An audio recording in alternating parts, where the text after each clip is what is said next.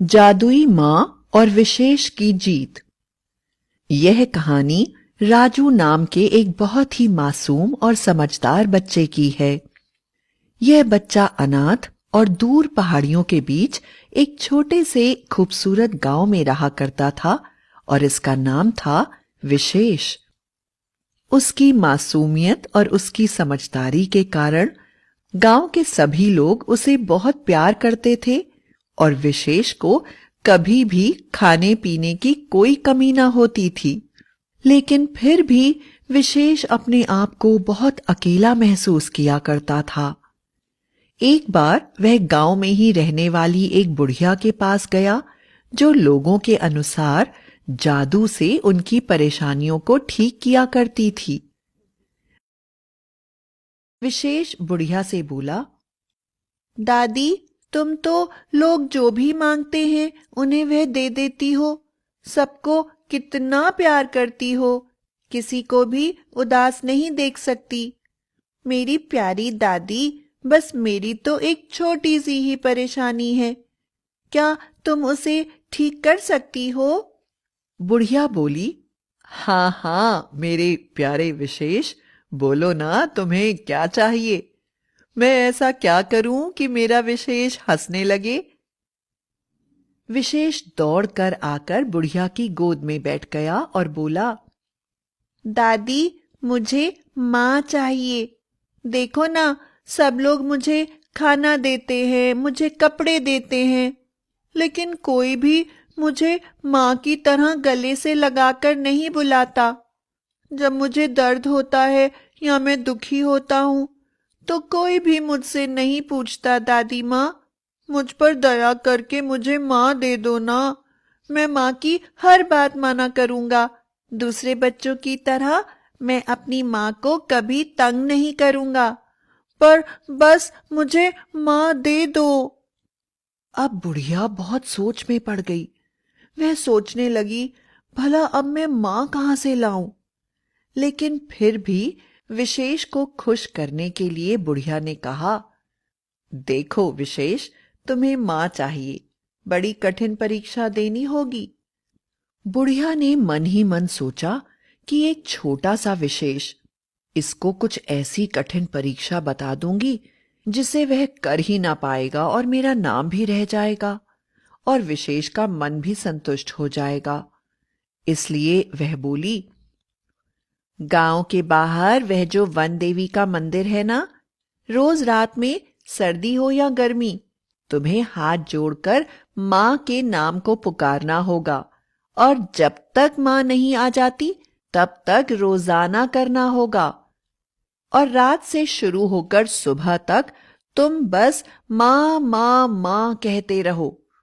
अगर तुम यह प्रयास सच्चे मन से करोगे तो तुम्हारी माँ जरूर आ जाएगी, और अगर तुम्हारी माँ नहीं आई तो तुम यह समझ लेना कि तुम्हारे प्रयास में कोई त्रुटि हुई है, और फिर उसके बाद कभी माँ के लिए जिद ना करना।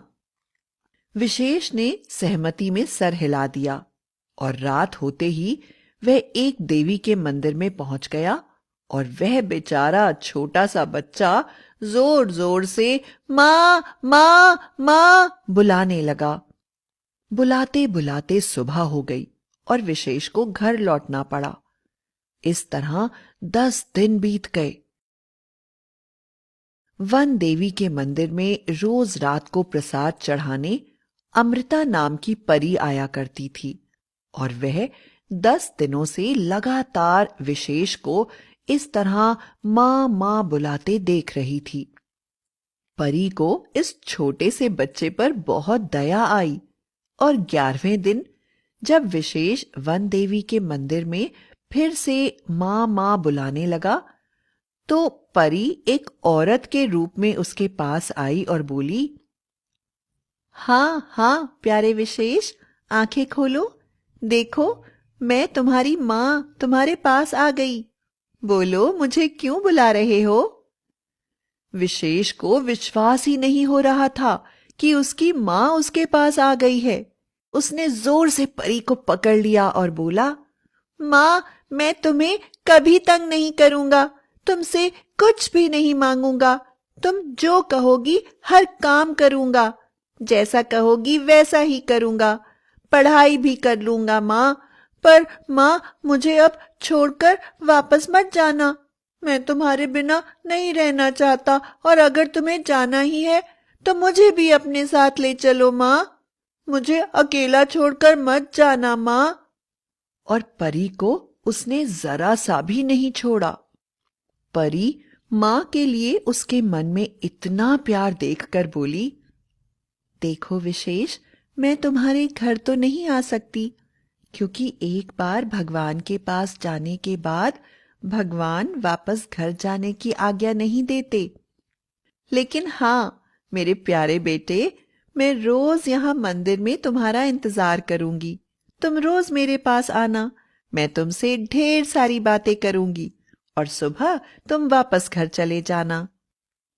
विशेष परी को अपनी माँ समझकर बहुत खुश था, और उसने परी रूपी अपनी माँ की यह बात मान ली।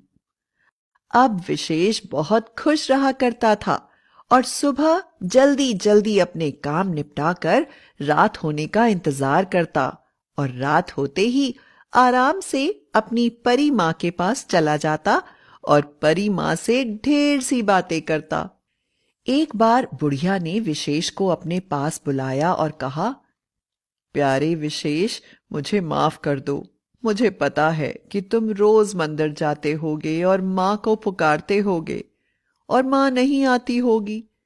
विशेष, इंसान की मृत्यु हो जाने के बाद इंसान को वापस धरती पर कोई नहीं ला सकता है। बेटे, इसलिए तुम मुझे ही अपनी माँ समझो। विशेष हंसकर बोला, अरे दादी, तुम कैसी बातें कर रही हो?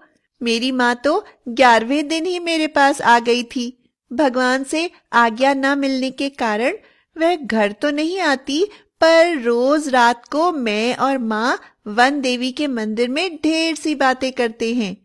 माँ मेरे लिए अच्छे अच्छे खाने की चीजें लाती हैं, मुझे पढ़ाती हैं, मुझे तैयार करती हैं, और फिर सुबह होते होते माँ चली जाती हैं। मैं बहुत खुश हूँ। अगर आपने मुझे यह उपाय नहीं बताया होता तो मैं अपनी माँ से कभी नहीं मिल पाता। और विशेष चला गया। इधर बुढ़िया के मन में सवाल उठने लगे कि आखिर ऐसा कैसे हो सकता है? विशेष की माँ वापस कैसे आ सकती है? कहीं कोई चुड़ैल डायन विशेष को बुद्धू बनाकर खाने की कोशिश तो नहीं कर रही है? मुझे जाकर देखना ही होगा कि आखिर विशेष के पास कौन आता है। और फिर रात होते ही बुढ़िया भी वन देवी के मंदिर में जाकर छुप गई। रात को मंदिर में विशेष आया और उसने पुकारा, माँ! और अचानक एक बहुत ही सुंदर औरत विशेष के सामने आ गई और विशेष को अपनी गोद में बैठाकर बहुत प्यार करने लगी। उसने विशेष को तरह तरह की कहानियां सुनाई, विशेष को तैयार करा और फिर गोद में बैठाकर विशेष को खाना खिलाने लगी। थोड़ी देर के बाद वह चली गई और विशेष भी वापस अपने घर चला गया। लेकिन बुढ़िया बड़ी परेशान से सोचने लगी कि आखिर यह औरत कौन है और विशेष से क्या चाहती है। इसलिए वहीं खड़ी होकर जोर जोर से बुलाने लगी, कौन हो तुम? क्यों इस बच्चे से मां बनकर मिलती हो? क्या चाहती हो तुम? तुम्हारे इस बच्चे से क्या रिश्ता है? दया करके इस बच्चे को छोड़ दो। यह बहुत ही मासूम बच्चा है और अपनी मां से बहुत प्यार करता है। बुढ़िया के सामने अमृता परी अपने असली रूप में आ गई और बोली, सुनो अम्मा, यह मैं हूं अमृता। यहाँ देवी के मंदिर में रोज रात को प्रसाद चढ़ाने आया करती थी, जहां मैंने विशेष को 10 दिन तक लगातार माँ के नाम को पुकारते देखा और इस छोटे से मासूम बच्चे को खुश करने के लिए उससे रोज माँ के रूप में मिलने का वादा किया। बुढ़िया बहुत उदास हो गई और बोली, हे परी, तुम बहुत दयालु हो। तुमने जो किया बहुत अच्छा किया। विशेष को तुमसे बहुत लगाव हो गया है, और अगर उसे अचानक यह बात पता चली कि तुम उसकी माँ नहीं हो तो वह बहुत उदास हो जाएगा। इसलिए तुम स्वयं ही उसे बता दो, ताकि वह तुम जैसी हो वैसा ही तुम्हें स्वीकार कर ले।